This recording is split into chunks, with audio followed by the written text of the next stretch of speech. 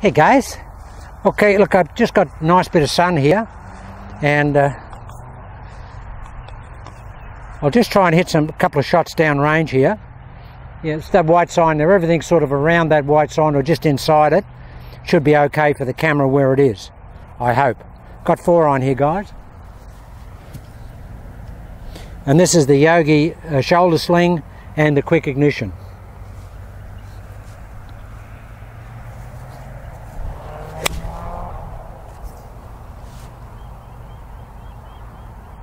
And the wind's really come up strong now, and it's right on my back, left to right. So the ball may tend to just want to just leak off a little bit to the right. I'm just shunting the face down a little bit to sort of hold it into that wind a little bit.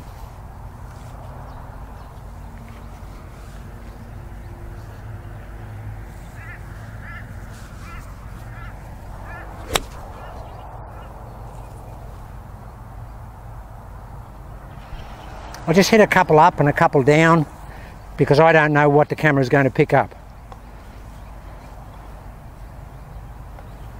I don't know what it's going to pick up.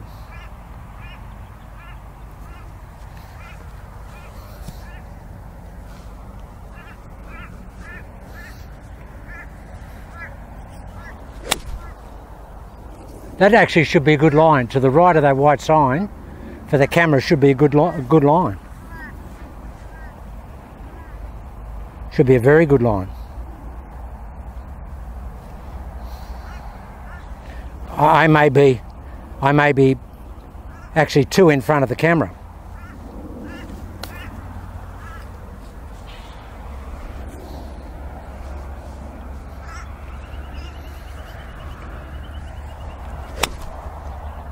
That's a perfect line for the camera, just to the right of that sign.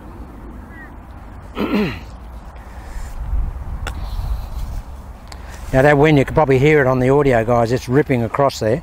So it's going to take everything to the right no matter what I basically do with it. It's just going to go to the right. Unless I hold it back into the wind.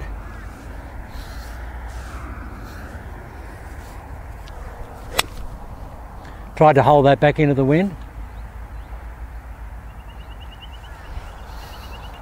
So what do I do there? I just shut the face down probably 5 degrees.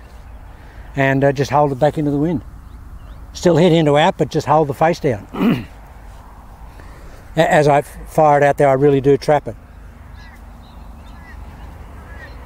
That was a severe trap, but I wanted to see if I could just hold it into that wind.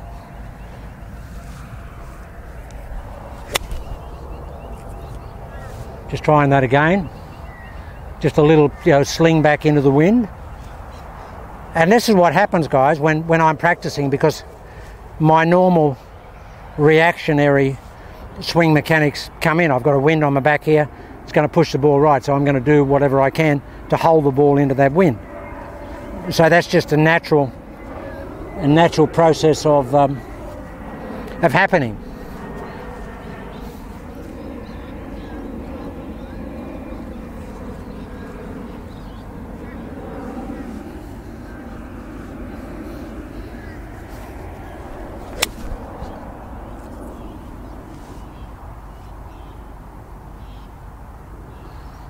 But as you can see, guys, there's no surprises in the ball flight. There's nothing at all that is dramatic. You might get a little draw, little push, that's it. You won't get any drags or horror shots.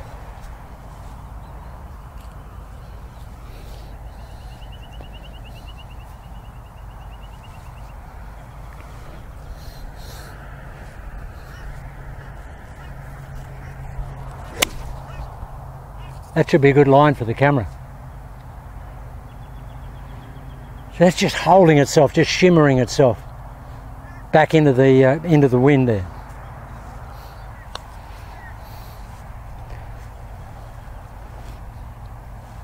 And someone would say, well, what if I really wanted to really power draw it back into the wind? I wouldn't do that, guys. I'd just aim a little bit further left and just play the normal shot. I wouldn't, what creates problems in golf swings, guys, is being extreme. Trying to do extreme stuff and play career shots. You don't have to do that. I'm a very conservative player. I mean, I basically just hit, you know, conservative shots all the time. And believe it or not, and Sam Snead told me this when I had lunch with him for 3 hours once and put a lot of stuff to him. He said Hogan, whereas Hogan hit a lot of fairways and a lot of greens, he was very conservative with his play to the greens. He never went for the flag. He was basically a centre of green player. And he said you don't see a lot of, you know, Hogan tournaments that you can relate that to. He said, but I played with him a lot. And he said the difference between him winning 5 US Opens and me winning none was that I used to take on every flag. And he said if you missed it in the US Open, the rough in the US Open killed you. And he said, but Ben didn't. He said he just hit it for the centre of the green. He played very conservative golf and always took plenty of club. So if that was, you know, from one of the greatest players of all time, I mean, if that was his philosophy, then surely we can learn something from that. But I've always been conservative. I've never tried to kill my irons, ever. And I've never tried to do anything dramatic with a golf shot. Because dramatic shots require dramatic thinking. And day in, day out, we're not dramatic thinkers. We're basically normalised thinkers. So guys, you have to go with your normal neurological and brain set when you play golf. Now that would seem elementary to not go against a normal brain set, but we all do. I learned a long time ago not to do that. And when I used to play with guys, particularly students, if I would give a student a lesson and we go out and play, and there's always the syndrome, you know, where the student wants to out-hit the teacher. But, you know, you come to a 160-yard par 3, and the student would have an 8-iron out. And then I'd have a 6-iron. I might even have a 5-iron.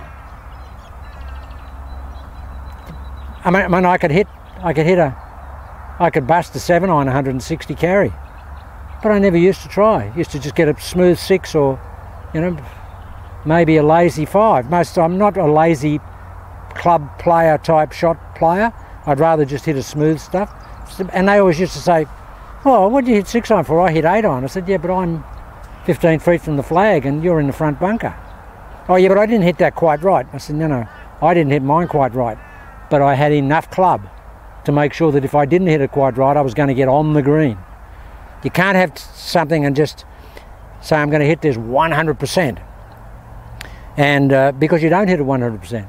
And that person on that day didn't hit it 100%. And everybody, they're all the same. All the students I played with were all the same. Always tried to out-hit me. And they always just say, well, why don't you, you're strong enough, why don't you try and hit less club? I said, because that's not smart thinking. I want to take plenty of club. I want to be on the green.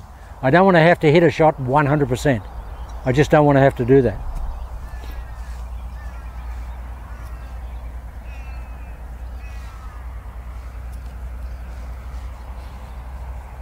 Now this ball is sitting down in this here.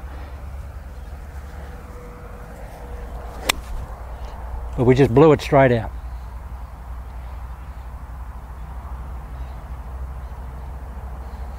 It's a great swing, guys. I'm biased. I invented it. I'm biased. It's my baby. But I promise you, I wouldn't be trying to promote it or use it if it wasn't any good. Why would I do that? I wouldn't use it. And why would I try and teach people a channel lock swing if it's not a good swing and it doesn't give superior results? There's no point in doing that. So I just wouldn't do that, guys. For me, I'm using it because I think it's the best swing I've ever been exposed to. And I'm just delighted that I came up with it myself. Because that to me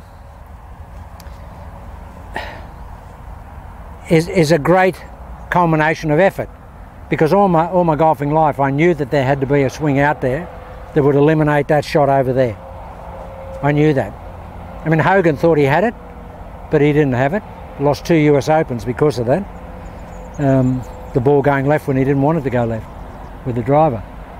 And the greatest exponent of control, if he couldn't guarantee it, and he couldn't guarantee it, nobody could.